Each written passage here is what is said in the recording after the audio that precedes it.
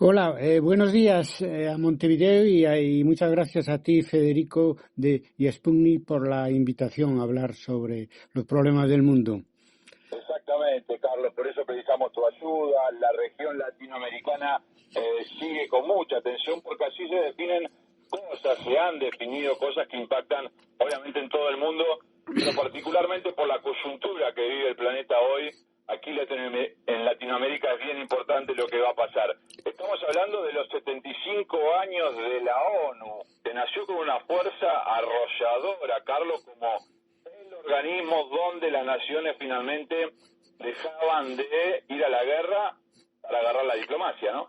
Pues sí, mira, tú sabes que nació después de la Segunda Guerra Mundial, en 1945, con la idea de no repetición, ¿no? Es decir, de que no hubiera de nuevo guerras mundiales en Europa que con una influencia negativa también en América y en el resto del mundo, ¿no? Las buenas intenciones están claras, pero hay que ser autocrítico y realistas. La utilidad escasa. Después, además de los temas de paz y seguridad, la ONU se especializó en la defensa de derechos humanos. Y te digo de verdad que eso se agradece mucho. Yo fui una de las víctimas del franquismo y recuerdo que mis padres enviaron a la Comisión de Derechos Humanos de la ONU en el año 71, pues una carta criticando pues el trato que había recibido en una comisaría franquista. Por tanto, muy de agradecer a la asistencia de la ONU, pero la utilidad fue escasa. Incluso durante la Guerra Fría, la utilidad fue escasa porque todo lo que se decidió para evitar un holocausto nuclear fue decidido bilateralmente entre la URSS y Estados Unidos, no pasó por la ONU. Y claro, ahora con la globalización, pues mira, en la medida que la globalización pues ha ido creciendo, la ONU ha ido decreciendo y jugando cada vez un papel menor. Esa es la realidad.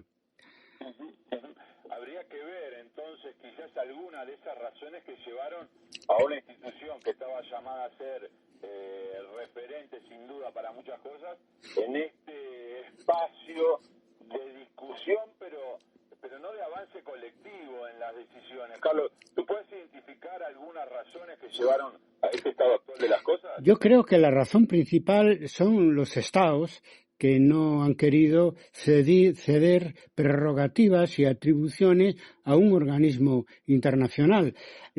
Eso ha habido mucha facilidad para digamos, ceder esas atribuciones desde el punto de vista económico por parte de las multinacionales para los organismos que se crearon durante toda esta época de neoliberalismo, pero ninguna para ceder esas atribuciones en el ámbito político a un organismo superior que gobernara toda la humanidad. Y ahí estamos. La pandemia ha puesto en evidencia la inutilidad total, no solamente de la ONU, sino de todos los organismos de gobernanza global que se crearon durante la época del neoliberalismo. Estoy hablando ya de pasado, porque el neoliberalismo ha pasado ya de moda, porque la crisis del 2008 y ahora la crisis de la pandemia pues lo ha marginado, porque ellos son en gran parte culpables de muchas cosas de las que han pasado tanto en 2008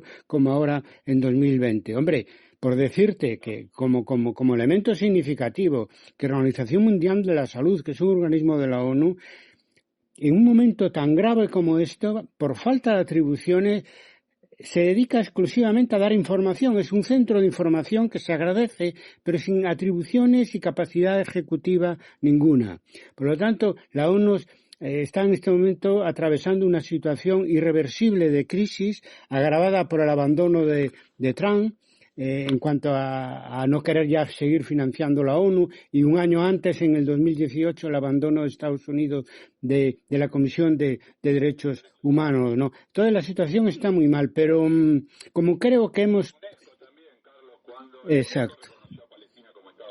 Exacto. Y entonces, yo creo que la ONU ha tocado fondo y es todo un síntoma del fracaso de las instituciones de gobernanza global de las que nos hemos servido hasta ahora y que eso no ha servido para nada, ¿no? Y cuando la humanidad lo necesitó, ni el G7, ni el G8, ni el G20, ni el FMI, ni la OCDE, ni la Organización Mundial de Comercio aparecieron por ningún lado. Solamente acudieron a la cita para ayudar a la humanidad a resolver el problema de la pandemia los viejos Estados-nación.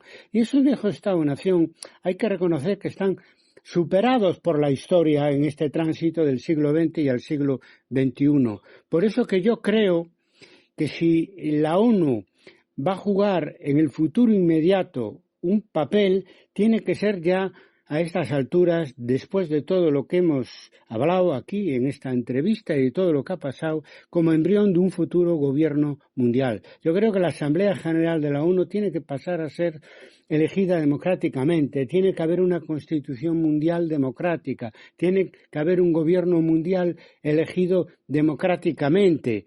Claro, unos dirán que es una utopía, pero yo creo que es una utopía realizable y necesaria, porque de alguna manera lleva implícito lo que yo te quería preguntar también. Está claro cuándo surgió, ¿no? Ahí es imposible disimular el contexto.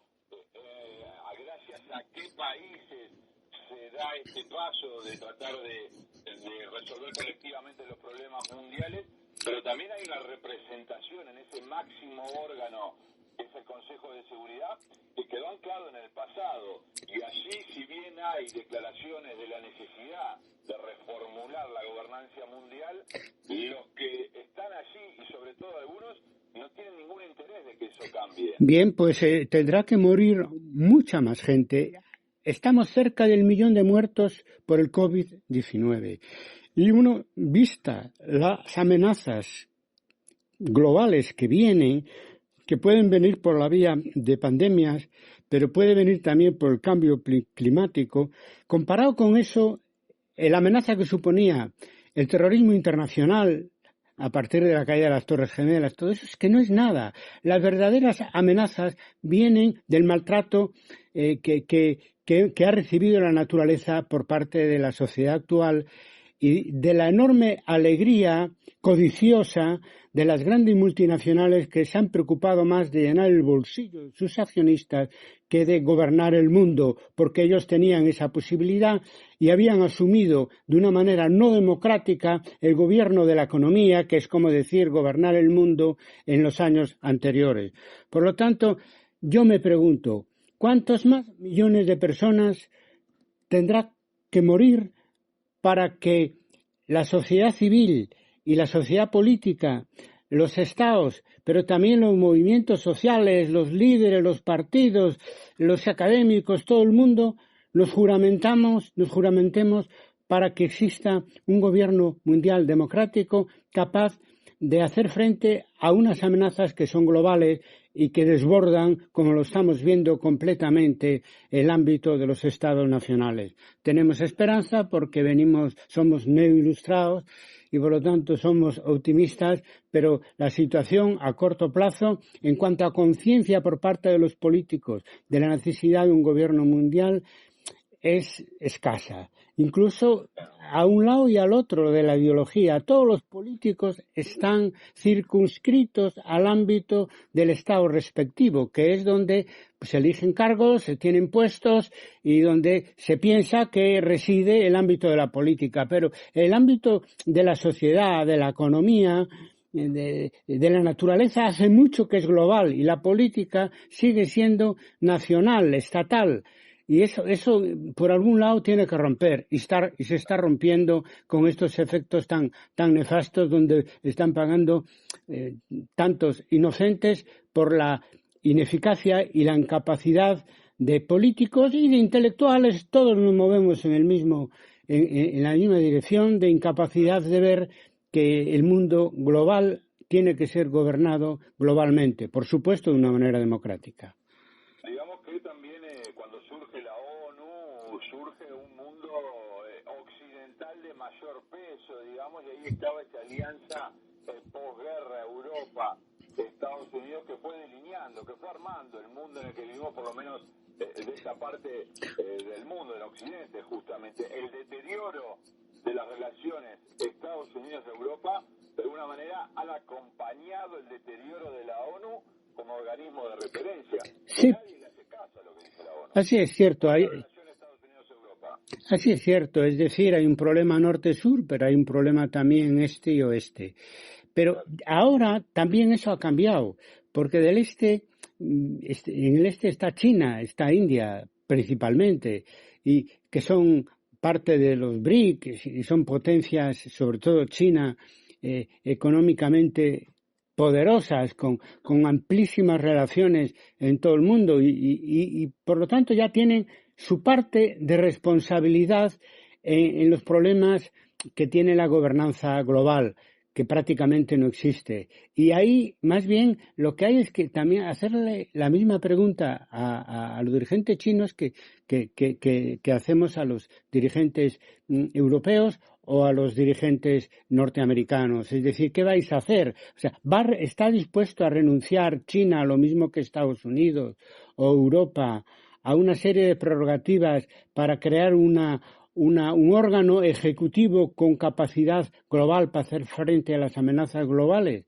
Pues no lo sé, no lo sabemos. A lo mejor nos llevamos una sorpresa, porque China cuenta más es más un imperio económico que un imperio político y no busca, digamos, de imponer su ideología al resto del mundo ni su sistema político, es un sistema de partido único, ¿no? Entonces, a lo mejor todavía cabe cierta esperanza que en algún momento se abra ahí una luz que ayude a crear esa nueva realidad política mundial. Desde luego en Estados Unidos la historia juega en su contra, porque siempre han sido el centro de un imperio que ahora no existe, ¿no? Y entonces han caído en lo contrario, en un proteccionismo que dificulta pues al resto del mundo la vida económica y todo, ¿no? Por lo tanto, no sabemos lo que va a pasar, pero insisto que Oriente ya en este momento es parte del problema también y por lo tanto de la solución. Claro, y paralelamente, Carlos, de alguna manera el Oriente, toda la parte que digamos nosotros definimos como Eurasia, no nosotros, sino el continente euroasiático, toda la capacidad a nivel de población, de producción y de comercio que están adquiriendo, han ido construyendo a su vez organismos, como tú decías, algunos como el BRICS. Sí, regionales. Instituciones como la Cooperación de Shanghái o el Banco Asiático de Inversión y de Desarrollo promovido por China, esos son ámbitos multilaterales que cuentan con más prestigio en el área donde se desarrollan. Tenemos que aprender mucho de esa parte del mundo, que habla de que son culturas milenarias, que tienen otro desarrollo y filosofía de vida. ¿Cómo ves esa parte? Pues sí, yo creo que sí. Y también podríamos decir lo mismo de Europa. El proyecto europeo se ha relanzado a partir de la pandemia, se ha dejado atrás las políticas de austeridad. Europa pues se ha metido en un endeudamiento colectivo de miles de millones de euros para ayudar a salvar la economía europea, lo que nos vamos a beneficiar todo el mundo, y empieza a funcionar un principio de solidaridad.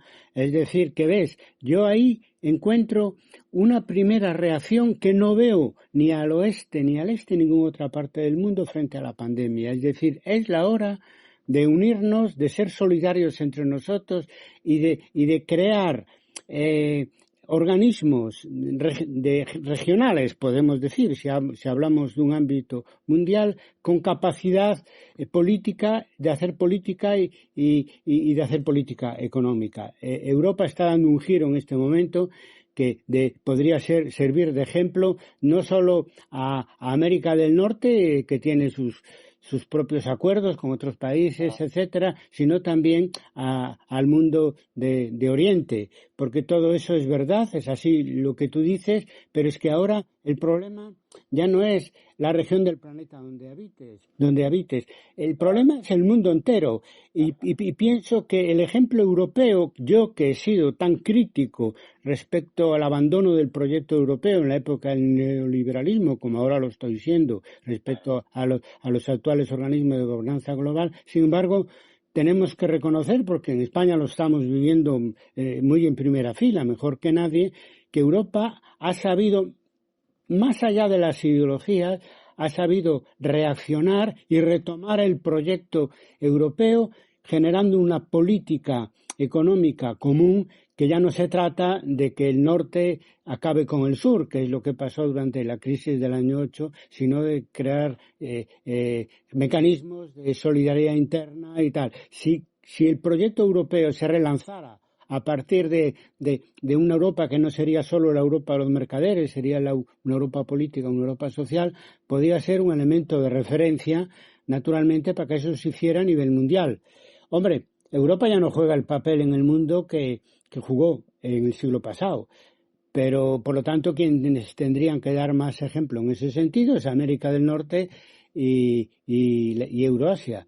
Pues bueno, ojalá eso se diera y no se viera solo lo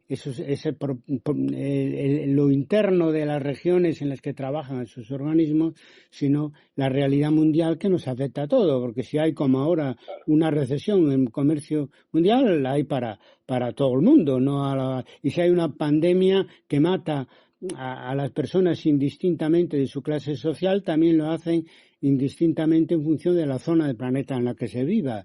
O sea que la solución es global y es política y es global y solo puede ser democrática, porque si ya está claro que un país malamente, sobre todo un país desarrollado con una historia democrática fuerte, etcétera, puede organizarse autoritariamente, no digamos el mundo, ¿no? Para eso ya hemos tenido la experiencia del gobierno de las multinacionales, que sin que nadie los dirigiera, se han puesto a dirigir el mundo, y cuando el mundo necesitaba de ellos, como es en esta crisis que estamos atravesando en este momento, desaparecieron absolutamente como un azucarillo en el agua. Se desaparecieron completamente. Es como para estar indignado. Claro que cada país ahora lo que estamos es tratando de hacer frente al problema que tenemos en nuestra ciudad, en nuestra región, en nuestro país, en nuestro continente, pero en algún momento el intelectual que sea del siglo XXI, no del siglo XX, y los políticos que sea del siglo XXI, no del siglo XX, tendrá que hacer frente a eso. Y creo que no hay más salida que ir a una globalización política y social que domine a la vieja globalización económica y neoliberal que hemos sufrido en las dos pasadas décadas. Estamos en ese momento, ¿no? Estamos viendo la pandemia, estamos viendo como un proceso que se venía dando. Muchos dicen que la pandemia cataliza muchas de esas cuestiones que también están mezcladas con los valores, ¿no? ¿Cuáles son los valores a defender más allá de la gobernanza mundial? ¿Qué rol tienen las personas individuales para generar cambios? Y en definitiva, incluso volver a valorizar la palabra dada, ¿no? Porque acuerdos internacionales de mucha relevancia que traían paz, como el firmado con Irán, nació en los pasillos de la ONU, pero viene alguien y lo rompe y en esa estábamos, Carlos. Así es. Y palabra dada y verse como amigos y no como enemigos, porque al final todos somos parte de la nación global que se está formando a marchas forzadas. Pero Carlos, hay un conterráneo tuyo, Pedro Baños, el general Pedro Baños, que habla de quién domina el mundo y cómo, y propone mirar el patio de una escuela para ver cómo se comportan los niños, para saber quién va a ser un líder negativo, positivo. En definitiva, seguimos siendo eso, ¿no? Personas que conviven en un espacio y que lo mejor sería que nos veamos como amigos, como tú dices. Bien, pues es verdad. A ver si lo conseguimos y si no es por propia voluntad, será por la imposición de una realidad cada vez más urgente y cada vez más dañina, porque no solo mata a las personas, como lo pasa ahora con la epidemia, sino que mata a la economía, con la economía, lo cual es una muerte lenta la que estamos generando. Sin duda, y en el patio de la escuela venía la maestra y nos decía cómo debía ser. Ahora ya es otra cuestión de la que hablamos, pero sin embargo, Carlos, me gustaba poner ese ejemplo. Te agradezco mucho. Como amigo, a la distancia también, el tiempo que nos has dedicado una vez más a Telescopio. Espero el reencuentro en cualquier momento, siempre que tú puedas. Gracias. Bueno, estimado, fin de la grabación.